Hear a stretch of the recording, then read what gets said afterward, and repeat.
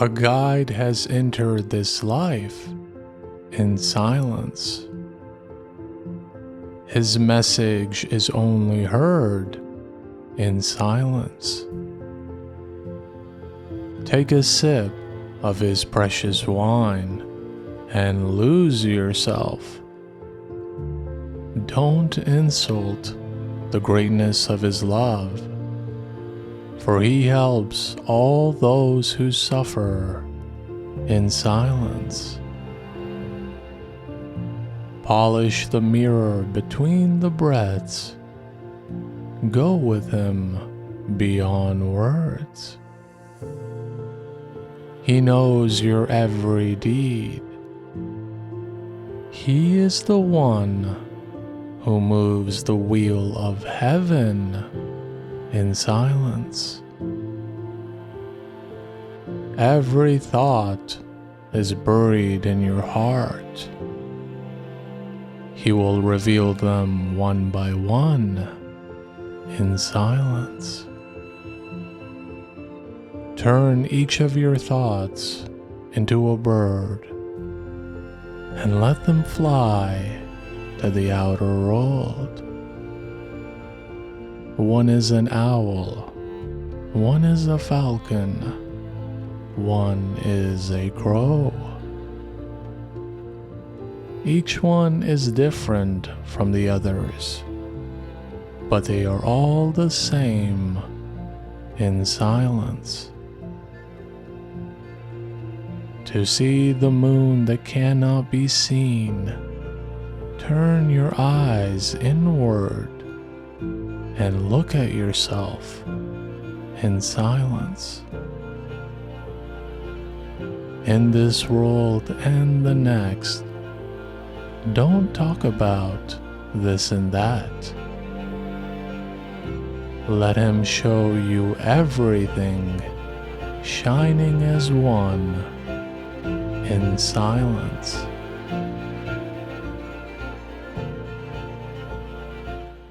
Hello everyone, and welcome to another video and another beautiful Rumi poem.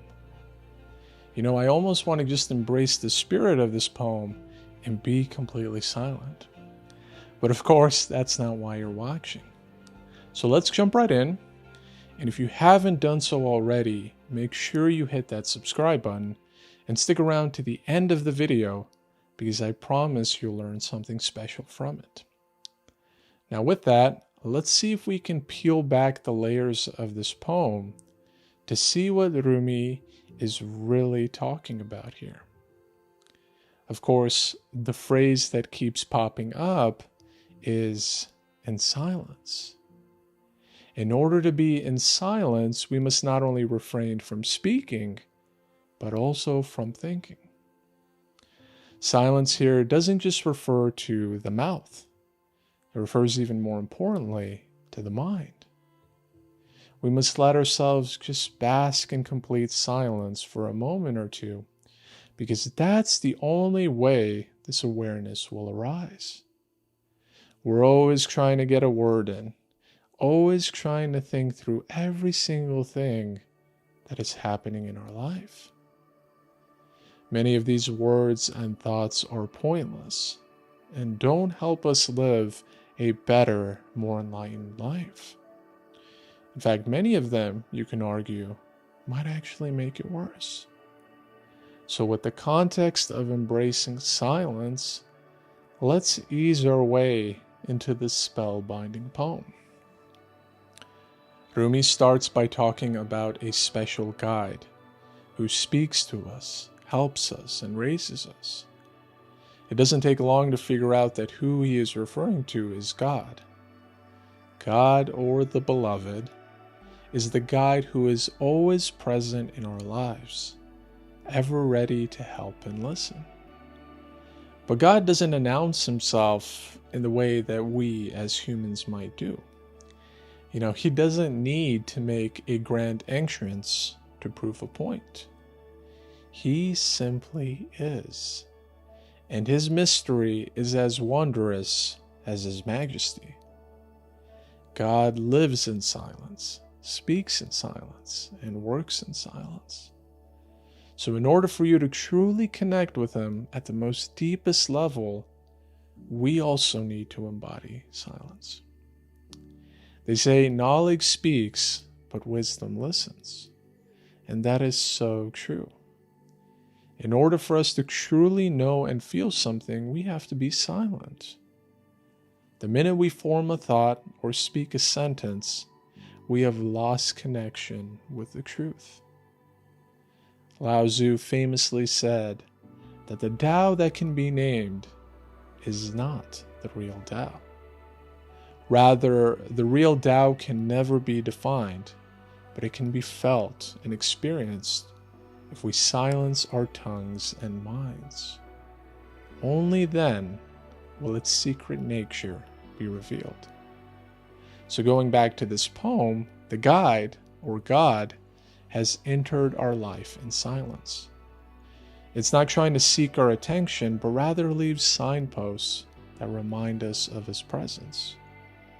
If you take a look at the world around you, you'd be hard-pressed to find at least one thing that doesn't reflect God.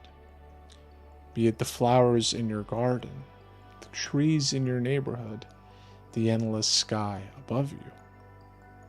All of these beautiful creations, who are also silent, by the way, at least silent in the language of humans, point toward the source, point toward God. Just as if we see a table, we know there was a carpenter who made it.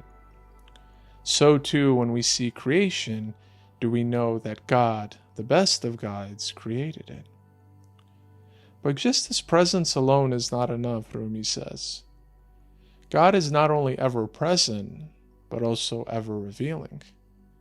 He speaks to us in ways not understood by our mind, not understood by reason or logic. The thing is that these messages cannot be heard by just the ears. We need to tune in to our inner ear, or our heart and soul. And how do we tune the heart to hear God's message? Simple. By becoming silent ourselves.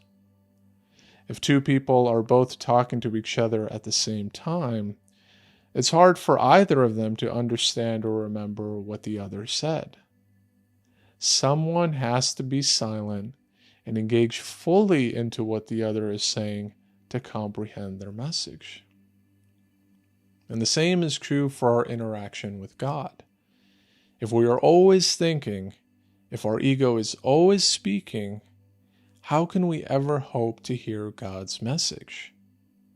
Our cups are already full, and so there is no room for God to pour his love or his wine.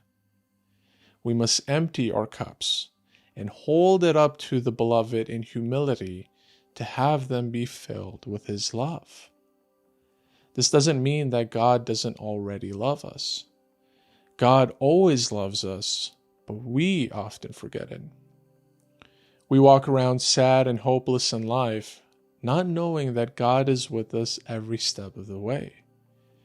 We lock ourselves in the prison of our minds, not knowing God has given us the key to get out. So if you're thirsty and begging for something to be poured in your cup, empty it first. Empty it of all the things that have made you forget God's love. This emptying phase can mean a lot of different things, but at its core, it's about surrendering, about letting go of the ego or illusionary self to hear what God actually has to say. He knows everything that is going on in your life. So why do you think that no one understands you or that no one will help you? He will remove all of your worries, your pain, if you allow him. As Rumi beautifully says, turn those thoughts into birds and watch them fly away. You will not be doing any worse. Rather, you will be liberated, free from all the things that have held you down. Truly, all the secrets of your happiness are locked inside you, and you alone have the key to unlock it. But it starts with being silent. It starts with being empty. Only then will he show you everything. So I hope I did a decent job explaining this poem, but please don't just be happy with my commentary. Let me know what you guys think, and please share your thoughts in the comments below so we can all learn and grow from it. That's what we are trying to accomplish here. I'm always amazed of the level of discussion that transpires with these deep mystical poems, especially the poems of Rumi. So don't be shy. Make sure you drop that comment and let you know what you thought of this poem and this video. But bottom line, it's sort of counterintuitive that knowledge is often transmitted orally, but wisdom, my friends, appears in silence. So I will leave you with a final message to carry with you in life. Be an empty mind so God can fill you. Be an empty page so God can fill you. Be an empty cup so God can fill you.